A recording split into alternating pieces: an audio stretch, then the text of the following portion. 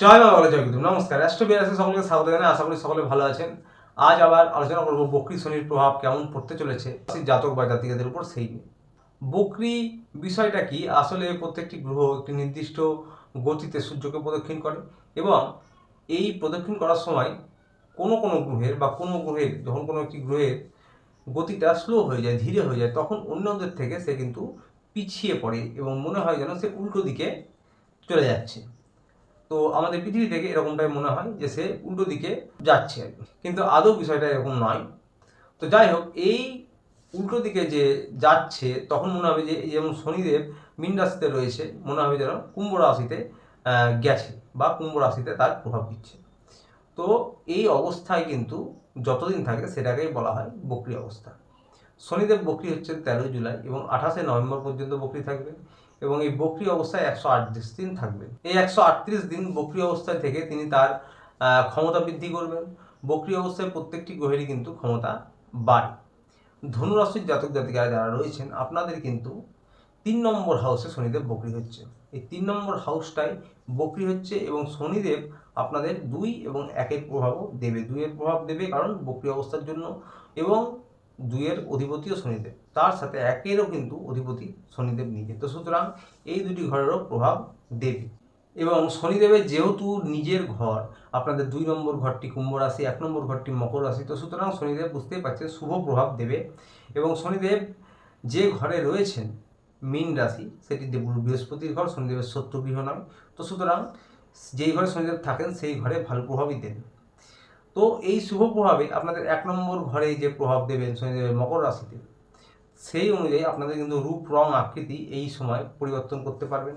যারা প্রচেষ্টা প্রয়াস করছেন, বা রূপ রং আকৃতি কিন্তু একটা ভালো পরিবর্তন হতে পারে এবং আপনাদের দুঃখ কম করবে, আপনাদের দুঃখটা কম করাবে শনিদেবের এই প্রভাবে। তবে হ্যাঁ, পরিশ্রম প্রয়াস করতে হবে। শনিদেব কিন্তু কর্মের দেবতা, ন্যায় করেন, ন্যায়ের দেবতা। স্বাস্থ্য মোটামুটি ধীরে ধীরে ভালো করবেন, স্বাস্থ্যের উন্নতি করবেন। 2 নম্বর ঘরের প্রভাবের ফলে আপনাদের অর্থনৈতিক পরিকাঠামো ভালো করবেন, ধনভাব এটি, এবং ধীরে ধীরে শনিদেব ধীরগতির প্ল্যানেট, এবং আপনাদের টাকার ফ্লোয়িং ধীরে ধীরে ভালো হবে, অর্থনৈতিক পরিকাঠামো ভালো হবে, সেভিংস করতে পারবেন, ব্যাংক ব্যালেন্স জমাতে পারবেন চেষ্টা করলে। মুখের বাণী এবং বুদ্ধির দ্বারা আপনারা কিন্তু কর্মক্ষেত্রে, যে কোনো ক্ষেত্রে জীবনের এগিয়ে যেতে পারবেন এবং আপনাদের বাণী সুন্দর হবে। আপনাদের কিন্তু বুদ্ধি বাণীর দ্বারা আপনারা কর্মক্ষেত্রে ভালো কিছু করতে পারবেন। এবং তার সাথে বলবো যে 2 নম্বর হাউস মানে হচ্ছে কুটুম্ব, আত্মীয় স্বজন, তাদের সঙ্গেও সম্পর্ক ধীরে ধীরে উন্নত করতে পারবেন। 3 নম্বর ঘরে কিন্তু শনিদেব রয়েছে, আপনাদের পরাক্রম বাড়বে, আপনাদের কর্মব্যস্ততা করে দেবে, কর্মব্যস্ততা বাড়বে এবং পরাক্রম বাড়বে, সাহস বীর্য বাড়বে। এবং তার সাথে আপনাদের কিন্তু ভাই বোন যারা রয়েছেন তাদের সঙ্গে সম্পর্ক উন্নত হবে। একটু কাজের জন্য বেশি ছোটাছুটি করতে হতে পারে এবং বাড়ির থেকে দূরস্থানে কোথাও গিয়ে কাজ হতে পারে। তো এই প্রভাব কিন্তু শনিদেব আপনাদের দিয়ে থাকবেন বকরির ফলে। এবার শনিদেবের দৃষ্টি নিয়ে বলবো, তার সাথে আপনাদের কিন্তু প্রতিযোগী যারা রয়েছে, গুপ্তশত্রু যারা রয়েছে, তাদেরকে দমন করতে সাহায্য করবে।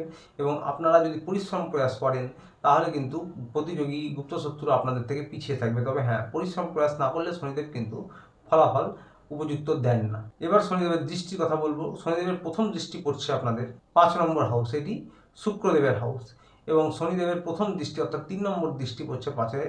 এই 5 নম্বর হাউসের দৃষ্টির ফলে আপনাদের কিন্তু পড়াশোনায় উন্নতি হবে, শিক্ষায় উন্নতি হবে, এবং যারা তন্ত্রমন্ত্র জ্যোতিষ নিয়ে পড়াশোনা করছেন, যারা গবেষণামূলক পড়াশোনা করছেন, তাদেরও কিন্তু পড়াশোনায় উন্নতি হবে।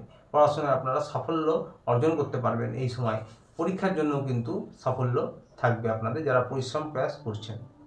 যাদের সন্তান প্রাপ্তির জন্য প্রচেষ্টা চলছে তাদেরও কিন্তু সফলতা থাকবে এই সময়, এবং আপনাদের সন্তানদেরও কিন্তু উন্নতি হবে যে কোনো ক্ষেত্রে। প্রেম ভালোবাসা নিয়ে বলবো, শনিদেবের এই দৃষ্টির ফলে আপনাদের কিন্তু প্রেম ভালোবাসায় যাদের নো কন্ট্যাক্ট হয়ে গেছিলো তাদেরও কিন্তু সম্পর্ক ঠিক হতে পারে, পুরনো প্রেম ফেরত আসতে পারে। এবং প্রেম ভালোবাসায় আপনাদের যদি একটু চেষ্টা করেন, একে অপরকে সাহায্য করেন, বোঝার চেষ্টা করেন, তাহলে আপনাদেরও কিন্তু সম্পর্কে উন্নতি অবশ্যই হবে।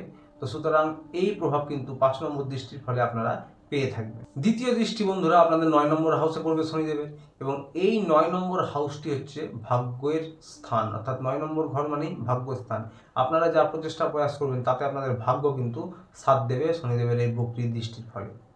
দ্বিতীয় দৃষ্টি পড়ছে 9 নম্বর হাউসে ভাগ্যস্থানে। আপনারা কোনো গুরু পেতে পারেন, কোনো গুরুস্থানীয় বা পিতৃস্থানীয় ব্যক্তির দ্বারা সাহায্য পেতে পারেন, পিতার সঙ্গে সম্পর্ক উন্নত হতে পারে এবং আপনাদের কিন্তু ধর্মকর্মে কিন্তু ইচ্ছা বাড়তে পারে।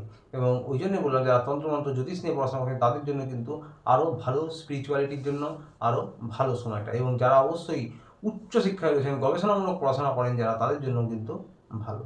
দূরস্থান যাওয়ার জন্য শনিদেবের এই দৃষ্টির ফলে আপনারা পুরনো সময় ধরে চেষ্টা করে যদি অসফল হয়ে থাকেন, তারা কিন্তু সফলতা পাবেন এই 138 দিনের মধ্যে। এবং শনিদেব কিন্তু শহরের বাইরে, রাজ্যের বাইরে, দেশের বাইরে যাওয়ার জন্য কিন্তু এই দৃষ্টির প্রভাব অত্যন্ত ভালো। শনিদেবের শেষ দৃষ্টি পড়ছে 12 নম্বর ঘরে আপনাদের।